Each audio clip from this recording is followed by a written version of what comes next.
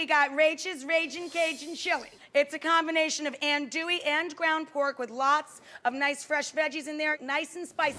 You go ahead and cut up lengthwise your andouille into quarters like this. So we're gonna chop up the andouille here. I would use a package. It's about 3/4 of a pound to a pound for 1 pot of chili. And I'm gonna put it in a pot like this. I've got some work in here. I'm gonna crank this up a little bit because I'm about to add the veggies.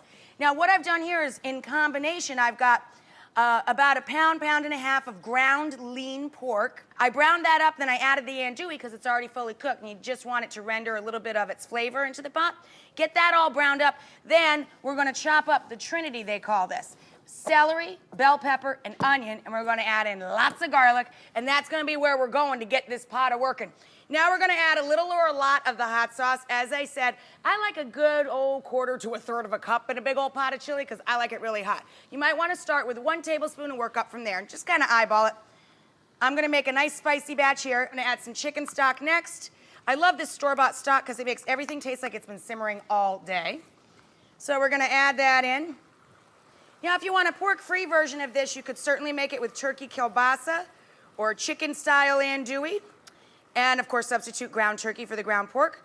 You need about 3 cups. That's about 3/4 of a 1-quart stock box. Pop that in the fridge for later. Mix some more sauces with it. Let's add in our spices next. Nice spicy chili powder. Palm full of that goes in. Boom.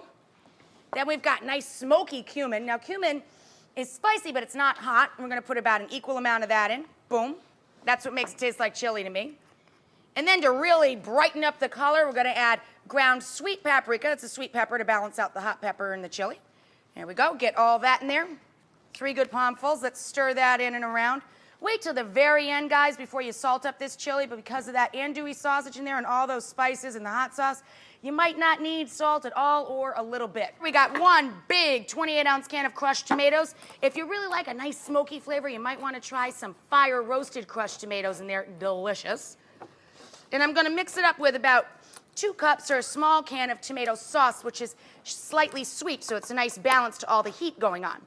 Now, of course, any tomatoes you have on hand, crushed, tomato sauce, tomato puree, stewed tomatoes, they're all fine in here. The point is you're just adding some nice tomato flavor and stretching the buck with this pot of chili. You can eat off of this pot for several days and the flavor just gets better and better and stronger and stronger. Then you let that cook for just a few minutes. It doesn't take too long, maybe 15, 20 minutes later, although this pot's been simmering all throughout the show and it's getting just perfect.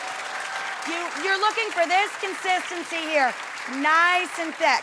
I'm also gonna put a couple of thyme strips into the pot here, and all the leaves will fall off as it's cooking up, and then you just pull the stem out later, sort of like a bay leaf, you know? So we're gonna scoop up some of our Ragin Cajun chili. Here comes the big finish, like I promised you.